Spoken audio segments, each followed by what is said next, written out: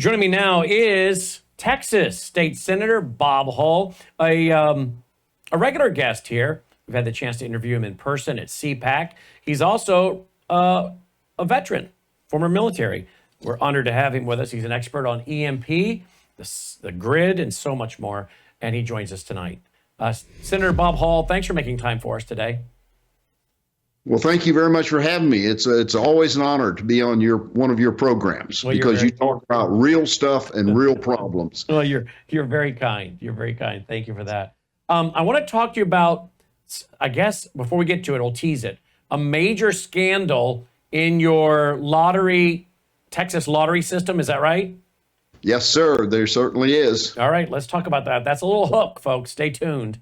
Now, okay, what we've found is a criminal organization operating within the Texas government. Okay, hold there, folks. We're going to talk about that. But first, we, as you guys know, have been covering a couple stories. Here's one, Texas under siege. We got a video of an Islamic guy out in front of this mosque bragging over and over. He shows a whiteboard inside the building, apparently, that Tabligh Jamaat is going to be now the headquarters, will be there in Texas, in Garland, the North American headquarters. We have another article, and we've been talking about this now for probably a year now. Epic in Plano, Texas. Of course, the guy running this, the Imam, Yasser Qadi, was just a few miles down the road. And we started talking about him, I think, in 2010, if I remember correctly. But we really got to talking about him in 2017. And this guy is really trouble. So Texas, we're getting a lot of emails and text and phone calls, Senator. A lot of folks are very concerned about what's happening in Texas. Your governor has been saying that this is not going to go through, that this is a real problem, but I don't know if I believe that or not. But what are you hearing? What are you hearing about all of this? Well, one of the main things is what you just mentioned. Our governor, Governor Greg Abbott, has come out pretty strong statement stating that Texas Sharia law is not legal in Texas as a law. And so any entity that's planning on operating under Sharia law will be shut down. That's basically what he has said. And I do know that our Attorney General is doing an investigation of the operation. Mm-hmm. Well, I'm hoping, I like Ken Paxton. I've interviewed him many times, and I do hope they can get to the bottom of it, because this thing is pretty concerning. In fact, here he is. The group behind proposed Epic compound may be misleading investors, defrauding Texans, will not be tolerated. The Texas State Securities Board is conducting a thorough investigation to ensure Texans are protected. All entities in Texas must follow state law, not Sharia. And he's put out quite a bit about it, as you said. So is we showed the other day a letter from the Texas Attorney General Ken Paxton. But I couldn't bring you on without bringing this up because you're from Texas and this has been the news all week. Your personal thoughts on it? Could say one more thing is we do have a bill that I expect to get through the legislature this section prohibiting foreign ownership of land in Texas. Nice. We tried last session and it made it out of the Senate, but not out of the House. But I do expect that there's a little bit different attitude towards it. So it will be preventing ownership of land in Texas by countries that are considered to be enemies of the United States. Excellent. And terrorists, such as what's going in Plano, are definitely enemies of Texas. Excellent. Glad to hear that strong statement. Thank you, Senator. I know our audience and many in Texas will be happy about that. Yes. Let's talk about what you have found. It sounds like major corruption in your state criminal enterprise in the state lottery system. Yes. Whenever you break in the law, it's criminal. Right. And our lottery commission has been breaking the law. They even admitted it a couple of weeks back by putting out a press release saying that they were going to change their rules. How this came about, or what we found, was in the previous session in 2023, there was a major win, biggest ever in the Texas lottery, $95 million win. And that kind of surprised people. Wow. And when we looked into it, it turned out that it was being sold from a building up in Collin County, or near Collin County, in a place called Colleyville. And the only thing outside that you could tell what was inside the building was a sign that said "Hooked on Montana." And it turns out that their business was fly fishing trips, tour guides to Montana. And that in itself flew in the face of legislation that had been passed, which established the lottery. And just to give the background there is that when the lottery was first established, there was a great deal of concern of making sure that we didn't have a system that would promote or foster addiction, it could not drive people into debt by using credit, and that anyone under 18 could not use the system, could not buy tickets. That was clearly stated in words that were very easy to understand. They prohibited the use of a telephone and required that the only interface for a ticket with a lottery machine would be the paper slip that people filled out themselves by hand. But what we found, and when the question came up, how in the world did this win take place, we found that it was one of $11 million worth of tickets that were sold in this one location in 3.5 days, which I felt was a physical impossibility to process that many tickets. And I had meetings with the Lottery Commission. They tried to explain it, tried to convince me that you could print that many tickets in that time frame, and had no real explanation for $11 million in cash showing up with one buyer at a location, which prompted many people to think money laundering. And so on. And after a lot of discussions about it, I had a bill that would have prohibited the continuing use of these, what they call couriers. And they describe this as these are folks that use an app on the telephone where people can buy through a courier who then goes into the store and buys the ticket for them in person. And that would meet their criteria that you could only purchase a ticket in a brick and mortar facility, such as a 7-Eleven or a racetrack or a convenience store that had a lottery machine. It had to be in person. It had to be with cash or a debit card, no credit cards, and no wire transfers. And none of those was possible in this situation. It seemed like just something was amiss. So I had a bill that would have ended the courier operation, go back to just having people walk in to the facility and buy a ticket. The bill got out of the Senate unanimously, died in the House, but I put a rider on our budget bill, which is a term that's used for giving instructions to agencies on how they can spend their money. And so my rider said you can't spend your money on these courier services. You have to shut them down. The problem was they just ignored that. They just They said they were told to ignore it. They never said who told them to ignore it, but they did, and they kept operating. And so when we had the hearing in finance, one of the first hearings we had this session, we started that conversation over again and asking them about it. But this time we had some new folks that showed up for the hearing, an attorney and a watchdog that had worked for the lottery and had been watching their operations, an attorney that's involved in a lawsuit with an organization that claimed they had lost or been conned out of $2.7 million as a part of that $11 million buy. And they brought a ton of evidence about how much more expansive the operation was. What they brought and told us was that this one location in Colleyville was just one of several that operated around the state. Matter of fact, it was just one of 4 that were involved in that big win that took place back in April of 23. And there were 3 others, and they were set up by the Lottery Commission when they sent out orders to their contractor, which is a company called IGT, that did all their logistics work, delivered machines, repaired the machines, hooked them up, made sure everything was running, and they got paid based on the volume of tickets sold. So it had an incentive to have everything working. Well, the order they received was to deliver roughly 60 machines to 4 different locations that week.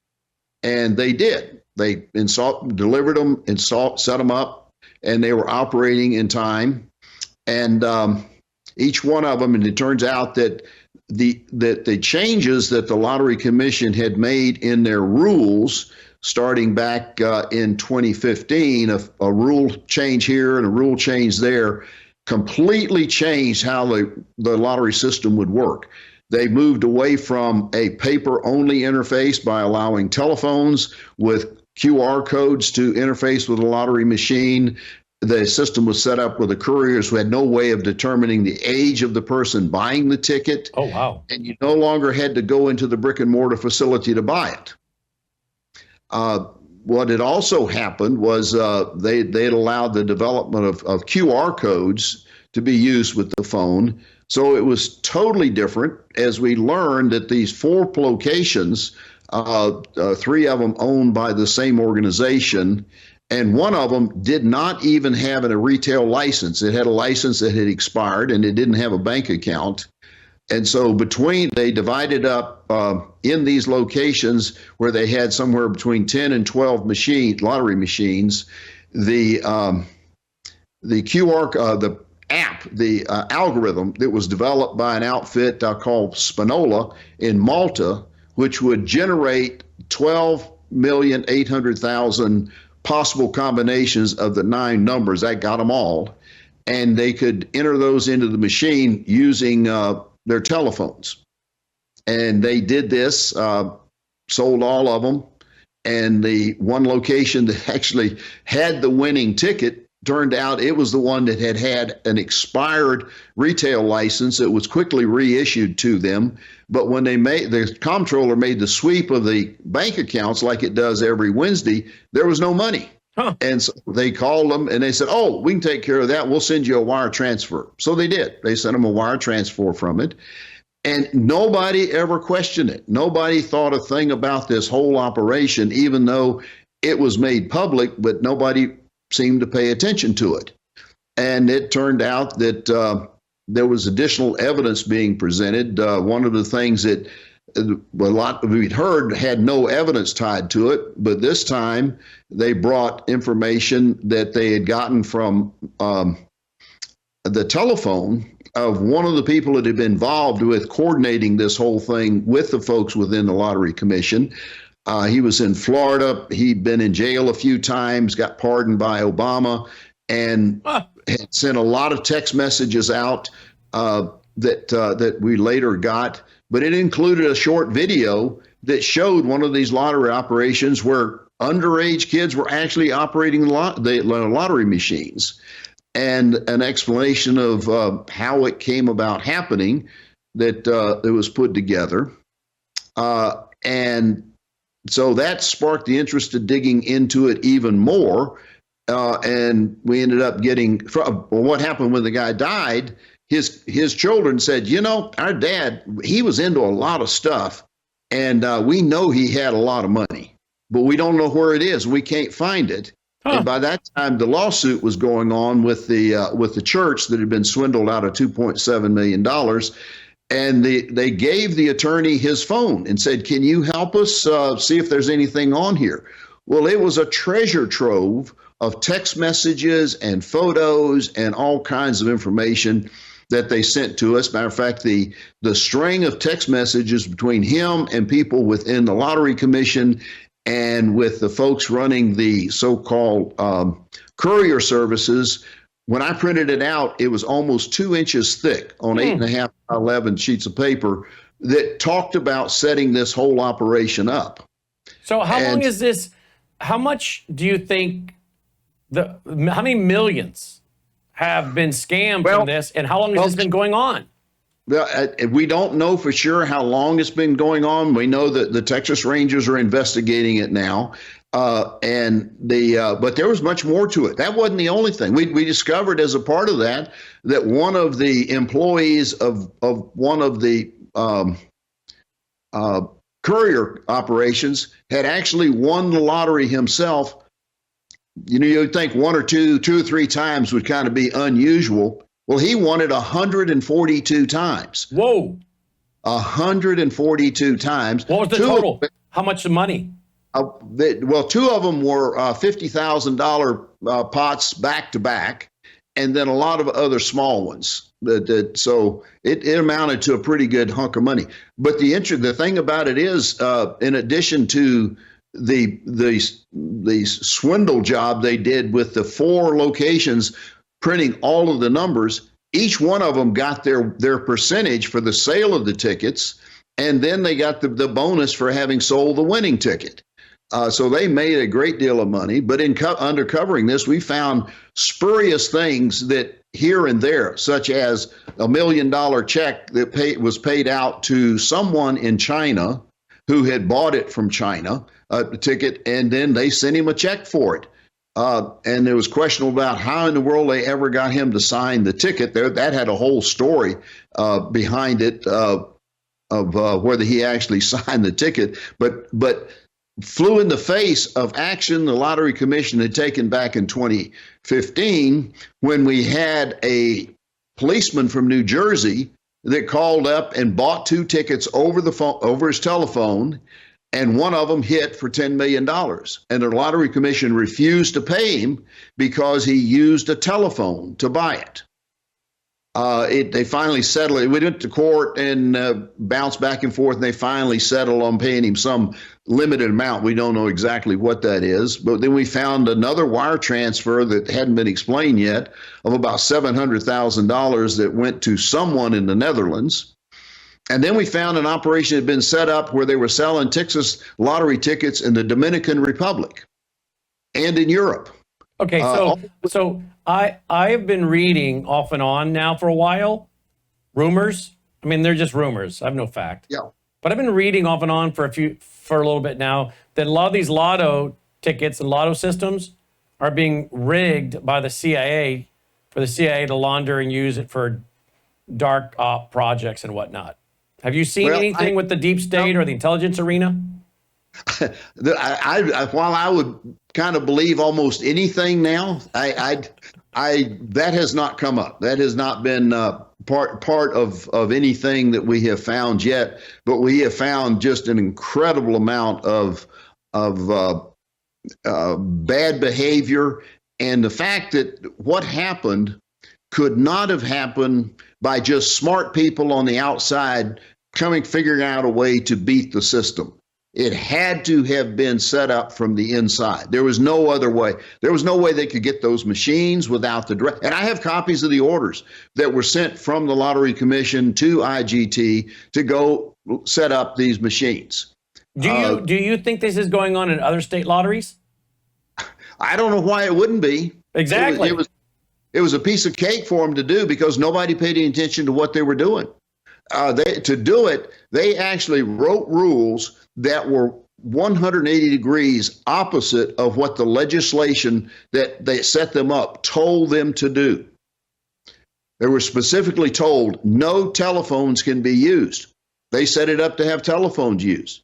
Specifically told you have to have a system that assures underage folks cannot buy tickets. They changed that with using the telephone. There were to be no wire transfers. They allowed wire transfers. There were to be no group purchases. This was a huge group. This was coordinated with people in Europe, and who knows? We don't know where all it was coordinated with, but we do know that the Texas people have been ripped off, had millions of dollars stolen from them with this operation. The people in the Lottery Commission not just knew about it, but it could not have been done without them setting it up for it to happen. Are any of those people like fleeing their job and fleeing the country, or are being deposed yet under oath? I don't know. It's in the hands of the Rangers. They're now doing the investigation. I took it as far as I could take it. When I had the hearing on the bill, I reintroduced the bill to end the lottery. This was before I knew all of what I just told you about. I mean, not to end it, but to stop the couriers. And once I heard what happened, we learned in the Senate hearing, I was ready to just file a bill to end it. But our Lieutenant Governor talked me into taking a step at a time, and we went ahead and filed a bill for ending them. But by the time we held the hearing, there was another big win of about $84 million from a facility right near the Capitol. So our Lieutenant Governor, Dan Patrick, who was really upset this was going on, went down to it, took a film crew with him, I think, and then went in and filmed what he could, what they would allow him to film.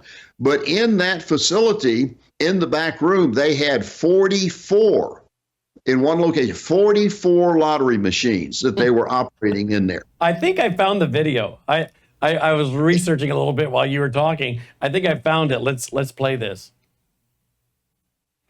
This is the location of Winner's Corner, where someone won $83 million on a Texas lottery ticket. And I had a question because Winner's Corner is also affiliated with a courier service who purchased the ticket. It's Jack Pocket is the name of the courier service. Winner's Corner is the name of the retail outlet. Both affiliated or owned by DraftKings. It looked like your normal place you buy lottery tickets. It is supposed to be a commercial establishment that sells everything. You have to sell something. Well, it looks like they sell some games. Some games. Mark. Hey, Mark. Nice to meet you. Are you the manager? I am the manager here. So help me understand, because we're looking at the lottery now in the legislature because they're up for sunset, which means they have to be renewed. So you sold an $83 million ticket yesterday. Was that through a courier? Yes. It was through a courier. Okay. And did the courier buy lots of tickets? Bring lots of tickets, or They don't one? give us individual details. Okay. We just process tickets here. But did you process a lot from him? Were you here? I don't know. They don't tell us customer information or anything like that. Okay. They don't let us give out any information. I do have a media contact for y'all. Okay, if you well, would like to reach out to them. A lawyer will probably be better, but we'll see. But anyway, my question is, so how do you know it was a courier then? We are a courier. You're a courier? Yes. So the courier owns the store? The gentleman we met behind the counter was just doing his job, but he said he couldn't answer any more questions unless we talked to their attorney. After about 10 minutes, I did talk to one of the attorneys. Winner's Corner is a licensed retailer by the Lottery Commission, and Jack Pocket, who is my client, is the courier service, and they take the orders and then purchase from Winner's Corner. I don't know if they purchase from other retailers, but they are a licensed retailer by the Lottery Commission. But do you see, Jay, an issue? And as you know, as a lawyer, you all are up for sunset. I mean, you aren't up for sunset, but the Lottery Commission is. Do you not see an issue where the public might lose confidence if the courier service somehow happened at this one location in the entire state of Texas, sold an $83 million winning ticket, and they also own the location that printed the ticket? Well, they bought the ticket on behalf of the individual that won. Right. And that's just, I do understand the concern. Just to conclude, DraftKings bought Jack Pocket. Jack Pocket owns the retail, and Jack Pocket is the courier. And it just so happens, and coincidences happen, strange things happen all the time, but a winning ticket, one of the biggest lottery prizes ever, was sold at this store to a courier for $83 million. Yes, sir. And by the way, you know that the intent of the law, when it was passed, the lottery law, it was to be a commercial location.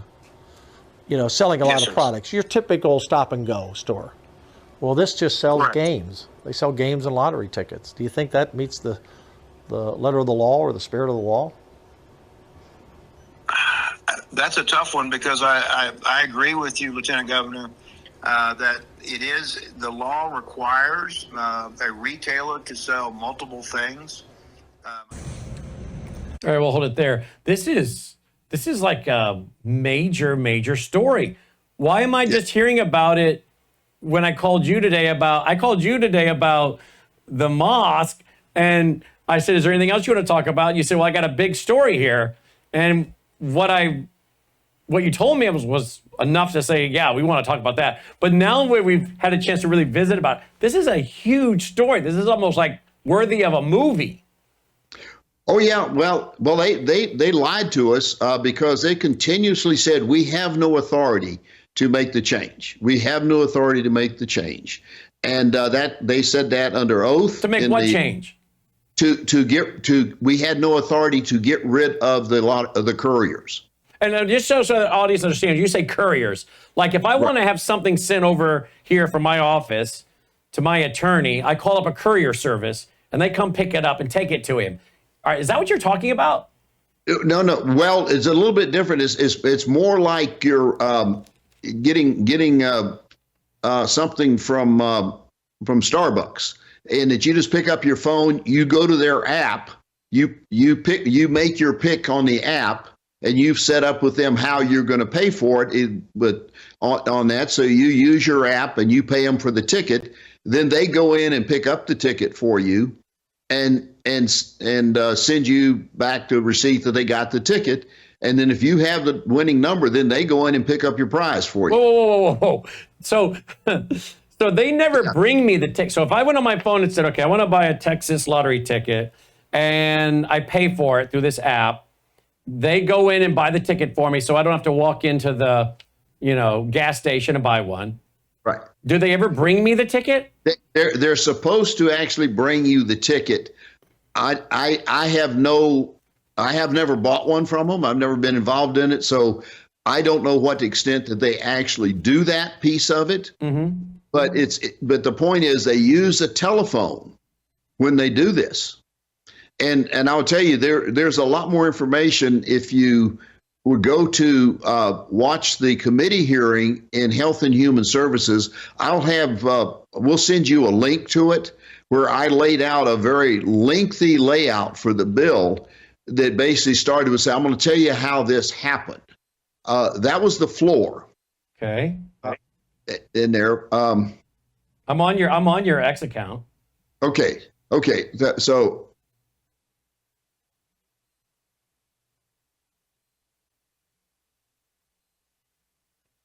Where do I go? Any idea? Yeah, you got to go to the state website. Oh, the state website. Okay. Yeah. Yes, and you'd have to find the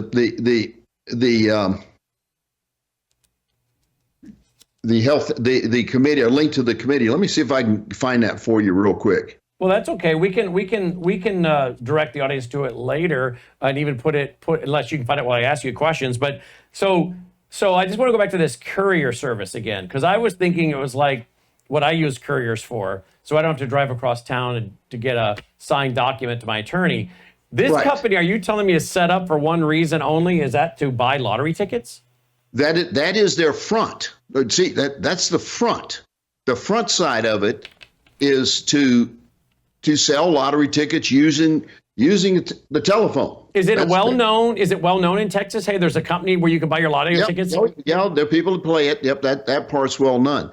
That is just a front because they have these machines that there's no real control over people providing money, which is what happened in that big buy in April of 23, in which there was really it was kind of like fake money that was being put up by folks from multiple sources, and they just printed 12,800,000 tickets in the 4 locations in a coordinated effort, so nobody printed the same number twice. But was money changing hands for those tickets? Not really. There was money there in some cases, and in one case, like the place where the win was, they didn't even have a bank account. They were just pretending to be doing it and printed the tickets. That place where the lieutenant governor just went, were there machines there? He was at a different facility. Right. We've since learned there are about 10 of those in the state of Texas that do nothing but the courier service, where they have anywhere from 5 to 44 lottery machines. That was my next question. So it's one of those locations where they might have 44 machines printing lotto tickets. Right. Are they doing enough traffic to justify 44 machines? Well, I don't see how they do that. I mean, we are still working on getting to the details of specifically how they are doing that and making money. What the thing that has come out is that somewhere in the whole process, it has to be is being used for money laundering.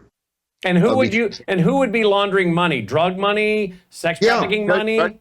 Cartels, anybody that has ill game money that they can't own up to without getting in trouble. But if they can wave, hey, the thing is, hey, I wagered $11 million. I won a lottery ticket. But I only won $3 million. But I won $3 million. Had $11 million they couldn't use, but now they got $3 million they can use and own up to it. That appears to be one of the major reasons, part of it. Are you, am I the only one sitting here thinking you're treading in dangerous territory, Senator? Well, I will tell you, I am not suicidal, and I'm a good shot, but I'm not good enough to shoot myself in the head twice. So it has crossed your mind that you are treading in potentially cartel territory. No, we definitely are, and no question about that. Well, thank you also for bringing the story to me. I appreciate it. No, no. We're all fine. I'm just joking, but seriously, this is organized crime. This is. Yes. I mean, this is either cartel, it's mafia, or now we find out about all the money laundering and scam our own federal government's involved in with USAID. Again, I go back to how do we know we don't have some rogue intel agency fooling around and laundering dark money for whatever nefarious things they want to fund, color revolutions and who else. But whoever you're dealing with here, they're very powerful. They obviously have a lot of money. They're very organized and they're very powerful. This is not something being run by, some college kids out of their basement. No. This is folks who really know what they were doing. It took them months or years to get all the parts in place. And if you look at the press release that came out of the Lottery Commission the morning of our hearing, an hour before we had the hearing, they came out with a press release listing 13 rule changes that they were changing back to be consistent with the law, doing what I've been accusing them of doing that they had denied they had done. All of a sudden, they were going to change those back to become compliant with the law. Right. And when we ask them about, well, who's giving you the authority or telling you to do this or not do it, the director pointed to the commissioners and the commissioners pointed to the directors. So we kind of had a circular firing squad between those folks in trying to determine who was really responsible for what their actions were. And how is your media reporting on this? Media? There's a number of them out there. If you go to a Texas scorecard, Daniel Greer has had a really good summary already, and he's got another one coming out on it. I've interviewed with New York Times, Dallas Morning News, Washington Post, and several TV stations on it, and they've mentioned it. And we have moved. Wow, there it is, Texas scorecard. The expanding scam of the Texas lottery, which, by the way, they're also, let's see here, they're also on to, if I can go back to the head, they're also on to state investigating Muslim compound for fair housing violations. That's today. So that story is getting traffic. Yes. This is a big story, and I want to come back to this in closing. This has got to be going on in other states. Why, if this is working so well in Texas, why would you not be doing this in other states? Well, I know why I'm not, because I got my hands full in Texas. No, not you. But the people involved. If it's working for them so well in Texas, why would this group or affiliated groups not do this in other states? I have no doubt that there probably is, because this all started when we went with taking on the national lottery with the Powerball. That's when we started seeing these changes being made in expanding it. So it's well, I hate to say I told you so, to the pro lottery people, but I did a commentary for a Fox affiliate here in the Mid-South, probably around 2006. I did a Fox affiliate when we were talking about doing a state lottery, which we did. And I listed some of the reasons why it's a stupid idea, that all you're doing is encouraging people, many of them who can't afford to gamble, that, you know, here in our state, it supposedly goes to education. A lot of these kids don't, a lot of these people, the money that goes to the kids from the money that comes from the lottery, they got to go to state schools and they got to stay so long. And the whole thing is a mess. When you end up investigating it, it's a mess. And I am not for the states encouraging people to gamble, because as the studies show, most of the people that end up suffering are the people that can at least afford to gamble. Oh, absolutely. And that's the same thing. Lottery was sold on the idea it's going to pay for education. Well, by golly, in Texas, it brings in about $1.9 billion a year. You know how much education, public education, that pays for? How much? 3 calendar days out of the year. 3 calendar days.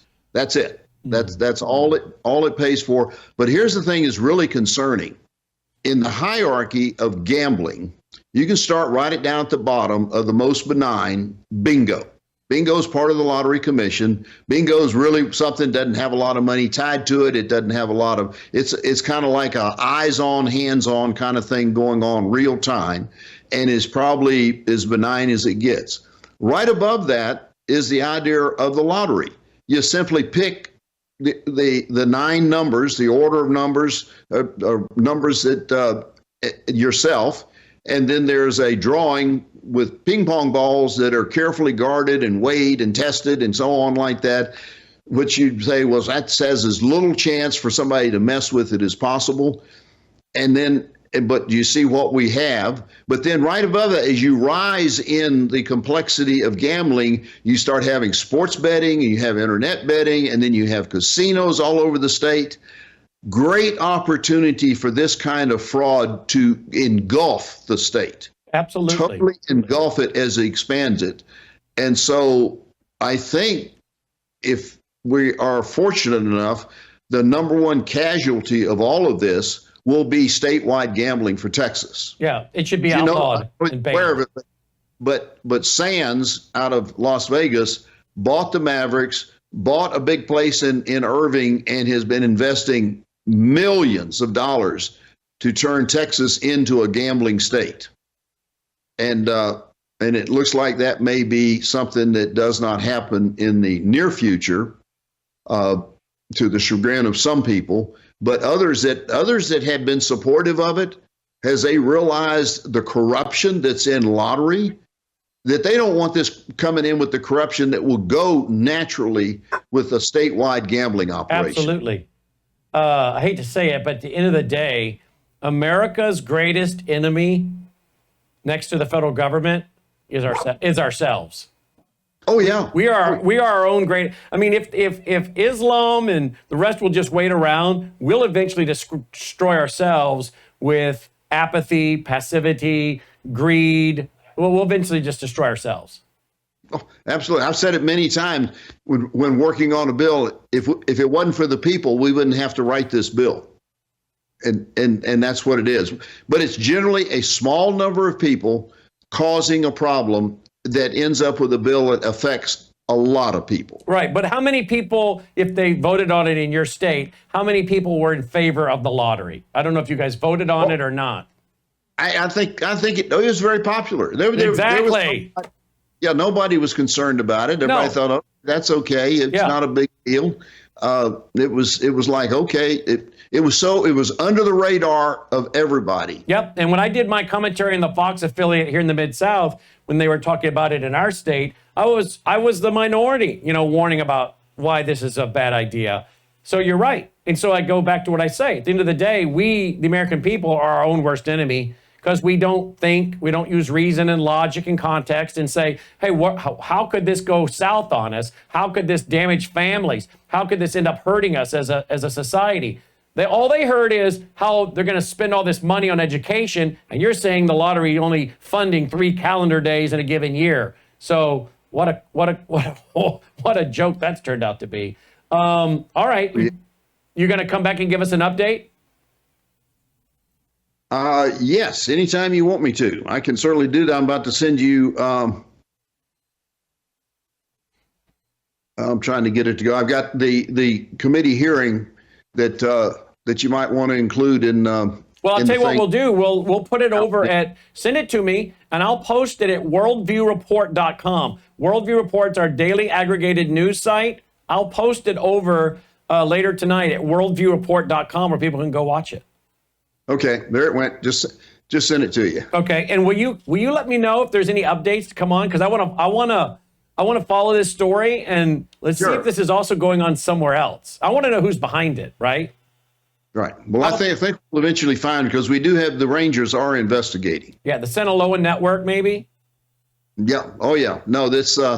No, there is a number of things that the folks that know more about some of these things pointed out to me. That $1 million ticket, in which we sent the instrument, the ticket over to China for the person to sign. We broke a U.S. law and a China law because it was a negotiable unit that was worth $1 million. And when they sent it back, they broke the China law and the U.S. law with that just by sending the document back and forth. And by the way, this was a ticket that was kept in one of the lottery.com's employees' desk drawer for several months while they were trying to find the actual owner of it. And then they sent an employee in to retrieve it and to send it to China. And that's a whole nother story, because he had a hard time getting FedEx and DHL to take it because they wanted to be able to insure the ticket, and they had to put the amount of the insurance on the outside, and they didn't want to do that. So they finally sent the thing over there. And nobody's really sure who actually may have signed that ticket. That's a point of question. Well, and of course, then you have and I'm just again guessing, if it says the Sinaloa network, well, they already reportedly have a relationship with the CCP to get their precursor chemicals for their fentanyl. So you already have a connection between China, CCP, and some of the drug cartels. I don't know if there's any connection, but I just find that interesting. I think we're going to find a lot of interesting connections in this thing when it finally, if it is allowed to go all the way with the investigation. Why would it not be allowed? I have no idea, but I just keep my finger crossed. One thing, we're in Travis County in Texas, and Travis County is not known for really prosecuting crime to the fullest. They have some. I'm not even sure they have locks on their jail doors. Wow.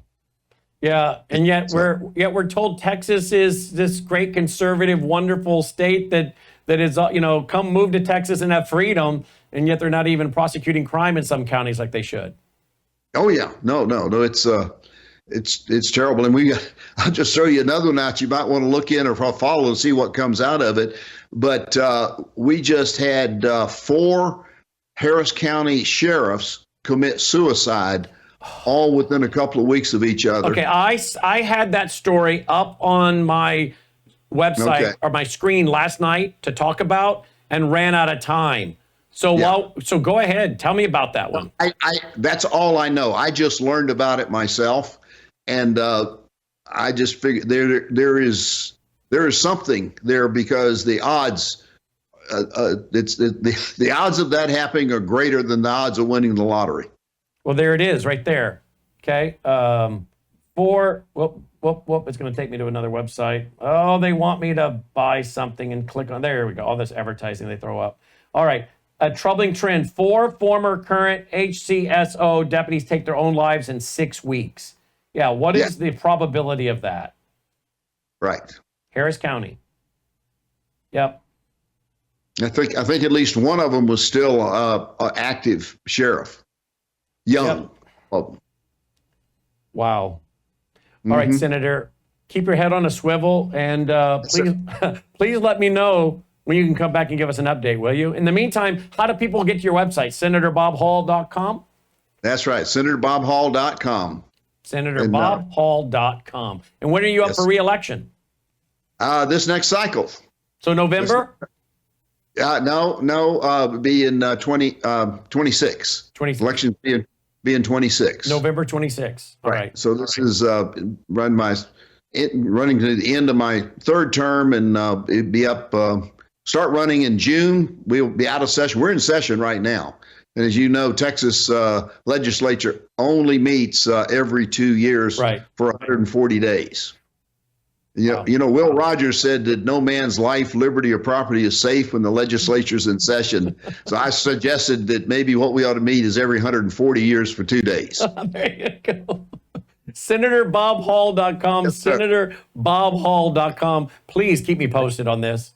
God bless you. Thank you for following this. No, thank you. Fascinating story. Folks, I'm going to put the link that he just sent me at worldviewreport.com tonight so you can watch the video. Worldviewreport.com. What you bet this is going on in other states, right? Wow. What a interview there. All right, before we sign off tonight, folks, remember that was another long format interview brought to you by you. What I need you to do right now, folks, is go over to worldviewtube.com/sponsors, worldviewtube.com/sponsors. Surely you can use some of these products. I know you can use the Swift, that's the new meat, detox your cells. The glutathione, that's amazing, powerful, detox your cells. We got the Bella Grace, we got the Elixir, we got the Gatatana, which is wonderful for your body. Protein, beta carotene, amino acids, the trace minerals, so many important things for your body. Get a subscription to this, to the Bella Grace, to the Numi, to the Gatatana. If you want to get your medications, your emergency medical kit like I have several of these. Remember when I got pneumonia last year? Didn't have to go to the doctor. Just Melissa pulled out the amoxicillin. I was too sick to go to the doctor, to be honest with you. I'm serious. I hadn't been that sick in a long time. But I didn't have to go anywhere because we have our own meds, all right? So again, if there's an emergency, and don't forget, China makes a lot of our pharmaceuticals. So if there's an issue with Taiwan and China, I don't know what you think they might do. You might want to go ahead and get your own meds by going to worldviewhealthcare.com. You'll also find it at worldviewtube.com/sponsors. That'll open up the page. You can even join their wellness plans. Get free prescriptions. The Elite gets you free prescriptions and free supplements. There's the emergency medical kits. It's all there. worldviewtube.com/sponsors. worldviewtube.com/sponsors. So check it all out. Of course, one of the biggest ways to support us, folks, is our foundation. Where is it? Where's the foundation? Where's the foundation, Logan? There it is at almost the top. Not quite. Third. It moves around? Really? That is interesting. I'm glad you told me that because I felt like the banners were moving on me. Well, there you go. It's not just me then. Worldviewfoundation.com, worldviewfoundation.com. All right, roll the music. Let's call it a night. Hey, Lord willing, I'll be back here Sunday night, 8 p.m. Central for teaching through the book of Revelation, chapter 14. Should we go to the dolly cam, Logan? Let's call it a week. Uh-oh, someone's got an itch. Oh, she sees herself on the big screen up there. What a beautiful dog that is, Dolly. Whew, that's a pretty dog. All right, yes, you're distracted by your beauty, aren't you? All right, take a big stretch. All right, that's our broadcast. May God save America. Take care.